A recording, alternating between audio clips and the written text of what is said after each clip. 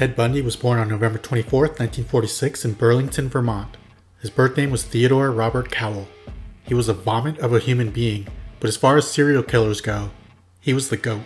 His attorney Polly Nelson said Ted was the very definition of heartless evil. His reign of terror started in 1974 in Washington State. He definitely had a type of woman he would go after. He was smart and charming. He'd use his good looks to lure women into trusting him. He would often ask them for help and then bludgeon them. He would also break into homes at night.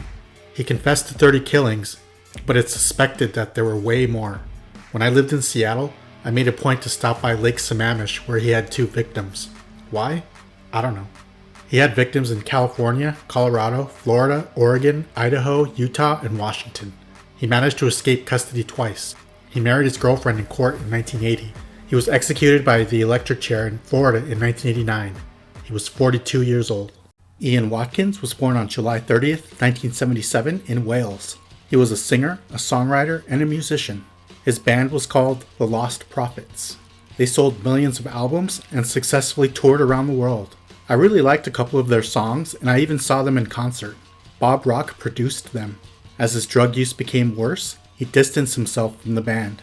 He was arrested multiple times for drug possession and for having obscene pictures of children. He was shamefully sent to prison in 2013 for conspiracy to engage in sexual behavior with a 1-year-old. He was given 29 years in prison. The judge said Ian had a corrupting influence and had shown a complete lack of remorse. There are so many disgusting details that I refuse to talk about. They were originally arresting him for drug charges, and they found how depraved he was after seizing his phone and computers. The band broke up and they vowed to never perform any Lost Prophets songs again. They did not know how twisted Ian really was. His life was miserable behind bars. He was paying for protection. He never married and had no children. He died in October of 2025 after a fellow inmate stabbed him to death. It wasn't the first attempt on his life while in prison. He was 48 years old. Richard Ramirez, aka the Night Stalker, was born on February 29, 1960 in El Paso, Texas. In my opinion, he's on the Mount Rushmore of U.S. serial killers along with Ted Bundy, Jeffrey Dahmer, and John Wayne Gacy. He was convicted of 13 counts of murder, 5 attempted murders, 11 sexual assaults, and 14 burglaries. At his first court appearance, he raised a hand with a pentagram on it and yelled, "Hail Satan." Just like Bundy, he married his girlfriend in prison.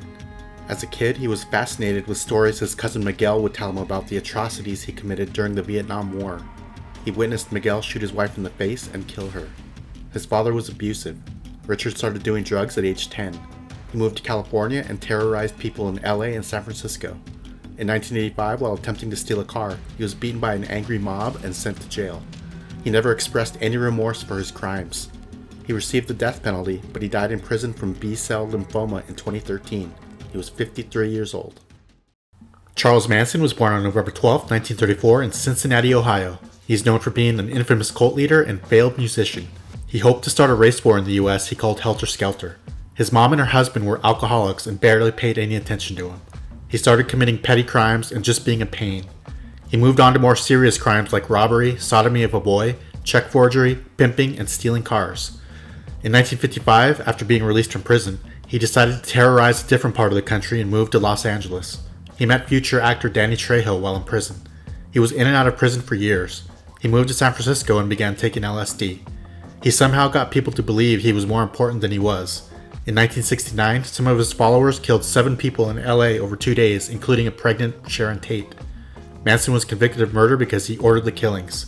He spent the rest of his life in prison. He died in 2017 from a heart attack, brought on by colon cancer.